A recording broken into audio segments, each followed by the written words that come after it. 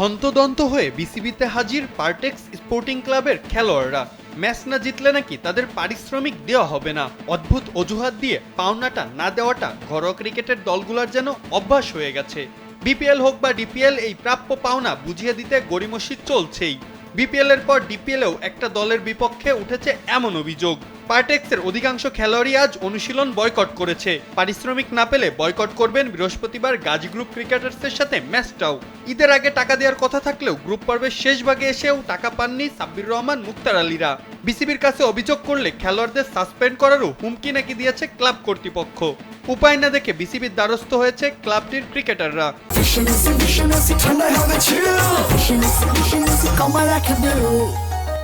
যদি আমরা কমপ্লেন করি ওনাদের নামে, তা আমাদেরকে উল্টা সাসপেন্ড করবে, এই কথা আমাদেরকে বলতেছে। তো আমরা বোর্ডের কাছে শুনলাম যে আমরা কি আমরা সাসপেন্ড হবো, যে না, আপনাদের তো সাসপেন্ড হওয়ার কোনো চান্স নেই, আপনারা তো কমপ্লেন করে গেছেন। তো ব্যাপারটা হচ্ছে এরকম। মূল খেলোয়াড়দের পাওনা না মিটিয়েই আনকরা খেলোয়াড়দেরও আবার সাইন করাতে যাচ্ছে ক্লাবটি।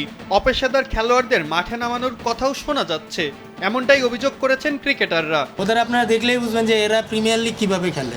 তো এরপরে অনেক নিউজ আসবে, অনেক কিছু আমরা এখন বলতেছি না, অনেক কিছু সহ্য করছি, অনেক কিছু ওয়েট করছি। ওটা আপনারা কালকে ইনশাল্লাহ সব জানতে পারবেন, যদি কালকে ওই টিম নামে। আজকে যে প্লেয়ার রেজিস্ট্রেশন হচ্ছে, এটা কিন্তু রীতিমতো আমাদের জন্য অপমানের। আমরা আসছি কিন্তু তারপরে আপনাদের আগে কিন্তু আপনাদের সাথে আমাদের কোনো কথা হয়নি।